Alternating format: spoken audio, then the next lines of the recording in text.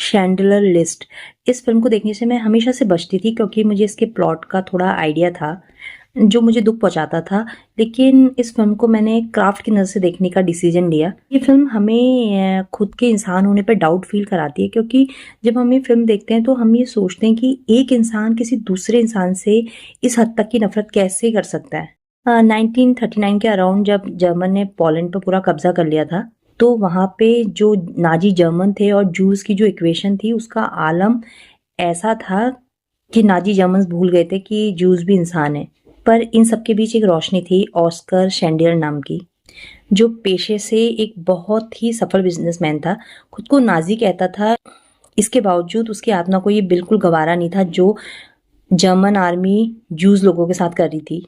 Oscar सैंडलियर एक terrific businessman होने के साथ साथ पॉलिटिक्स की प्रिसाइज समझ रखने वाला आदमी था और वो जानता था कि वो अकेला इसका विरोध नहीं कर सकता था, पर वो जूस को बचाना चाहता था।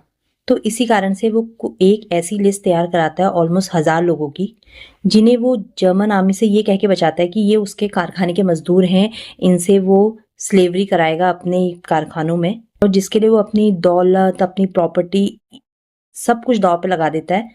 ऑलमोस्ट दिवालिया होने की कगार पे आ जाता है वो।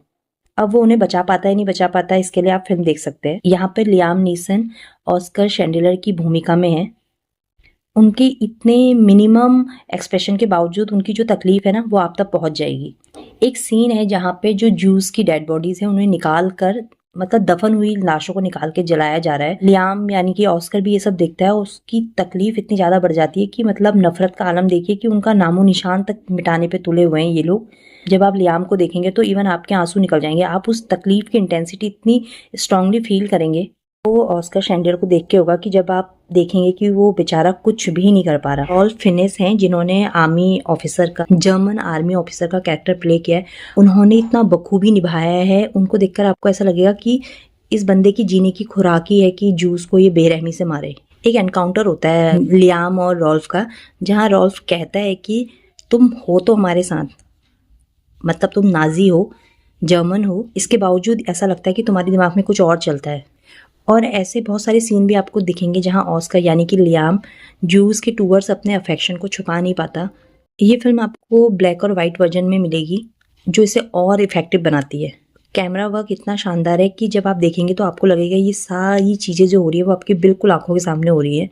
आज से पहले कभी आपने ऑस्कर शेंडिलर का नाम नहीं सुना है तो इस फिल्म के बाद आप जरूर उन्हें सर्च करने वाले हैं, और आप इस फिल्म को देख के सोचेंगे कि काश ये सब सच नहीं होता, ये सब फिक्शन होता, तो आपको थोड़ा रिलीफ होता। सो गाइज, आप ये फिल्म देखिएगा, अमेजन प्राइम पे मिलेगी आपको, और मुझे बताइएगा कि इसे देखने के बाद आपका एक्सपीरियंस कैसा रहा एज अ ह्यूमन बीइंग।